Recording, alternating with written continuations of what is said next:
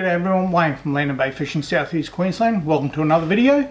This one is going to be about catching snapper in the shallow waters around the Redcliffe Peninsula. Right, moving on to the first map. This first map shows you a bit of an overview of the Redcliffe Peninsula. This is an avionics map of the peninsula, and the reason I put this one here is it really is a good indication of where that green zone is. You'll also see on this map here I've marked the 5 metre line. Now that 5 metre line is a spot all on its own. It's a sort of area that what I'll do if I've got a run-in tide, I'll start at the Scarborough end, I'll burley up on the 5 metre line, and then as I'm not catching fish I'll move over top of my burley because it'll flow away from you with the run-in, and I'll fish down toward Woody Point along that 5 metre line. So let's talk about where you'll put in to fish the southern end. Southern end is Otter Rock, Woody Point and Scott's Point. There are 3 boat ramps you can put in it. The best one is at Clontarf, Pelican Park. From April this year, 2018, there'll be 4 4-metre ramps there with a pontoon running down the centre of them. It will be very good. It's currently under construction and it'll be finished in April. It's not a fantastic boat ramp, especially at low tide. There's not a lot of water there. To go right down to Woody Point and you'll see where all the barbecues are, that roundabout. Well, that roundabout, you follow it in, drive through the car park, and at the other end of the car park you'll see the little club there. But top half of the tide, it's a very good boat ramp for anybody with a kayak or a small tinny. Once you put your boat in at either Woody Point or Clontarf, you can move out into the fishing zones. You can see here clearly marked on the map where I fish for snapper. All those 4 spots are very good spots for snapper. Sometimes they work, sometimes they don't, but if you've got a few spots to try, get to one, doesn't work, move to the next one, give it a shot. I've just blown that map up a little bit. You can see how I've put there the reefy area extends just beyond the green zone. They're the spots that you want to stop, give a shot at. Like I said, it's not necessarily just reef. There's a lot of seagrass there, so you will get snags. Use a nice light rig. We'll talk about the rigs in a minute. So moving around the corner we get to Scott's Point. There is a boat ramp there very close to Scott's Point, and I've marked it on this map. Scott's Point is an excellent spot land-based at low tide, so the bottom 6 hours of the tide. If you've got small craft, kayak or small tinny, great spot to put in, and you just go fish Scott's Point.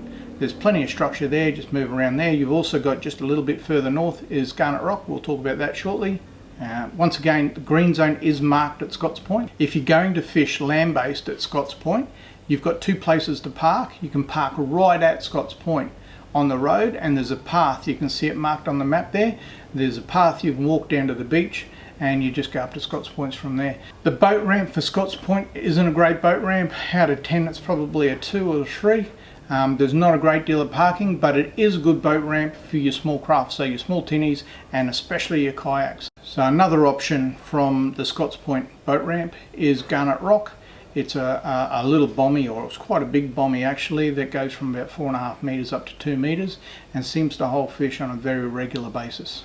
Redcliffe isn't a bad spot, especially for your land-based fishers that just want to park, grab a coffee, go down with the kids and throw a line in.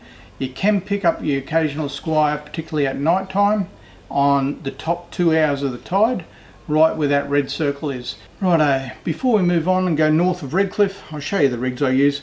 I keep it very simple, 18-pound mono, that's moi line, down to a very small sinker to suit the current, even no sinker, top of the tide, bottom of the tide, no sinker at all.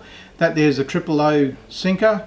I do use bigger sinkers. I don't know if you can see them. I'll put them on the white. That's a double O and an O size sinker. They're probably the main sinkers I use on probably 80 to 90% of my fishing for snapper. You do not need bigger sinkers than that. For your land-based fishers, the lightweight probably won't work a lot of the time. The moment you've got a bit of current, you'll find yourself washing into the shallows or getting snagged up. So you will want to use heavier sinkers if you're land-based.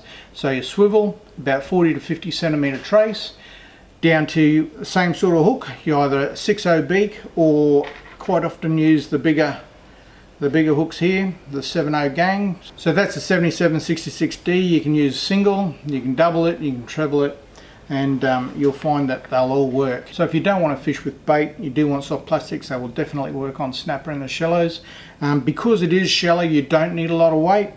Top of the tide, probably don't need much more than that. That's about 1/8 a weight, hidden weight there underneath the shrimp. and if you do need a little bit more weight, you won't need more than 1/4 ounce, and that's 1/4 ounce there.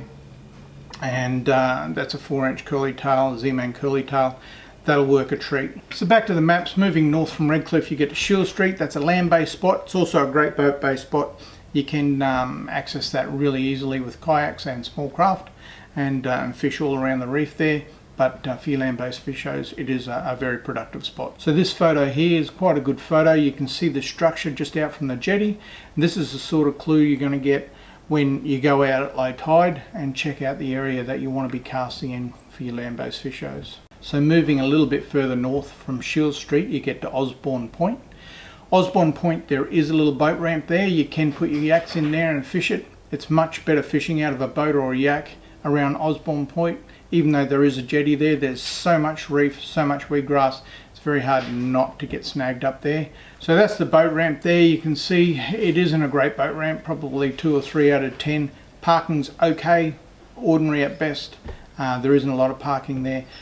Great entry for your yak fishermen. You move past Drury Point to Scarborough Point and then around to the North Reef. You've got Turners a little bit further out there, all very accessible by kayak and by small craft. The land-based fishers, you have got Scarborough Point, and there is a little jetty there, very reefy, can be very productive though. It's quite a good reef there in the top, say 3 or 4 hours of the tide. So this is North Reef. You can see from the green line I've circled quite a big area. Trust me, you can catch snapper right through that area. It is very productive. Turner's artificial. You will get cod there, you will catch tailor there in the winter months, but I can tell you now the snapper aren't there very often. It just appears that it's probably not quite old enough yet. It's only 3 or 4 years old, Turners, and it just doesn't seem to have come into its own yet. The rest of the reef is very productive through the middle of the week. On the weekend there are so many boats out there that the snapper seem to go off. Whether they sit and just do nothing or whether they clear out, I don't know, but it's much harder to get a bite on the weekend because of the amount of boats that are out there. So if you can, first light through the middle of the week is probably the premier time, and last light is definitely the next best. That brings us to the end of another video. Hope you got something out of it. If you did, hit the like button. If you haven't already, subscribe. I'll catch you on the next one.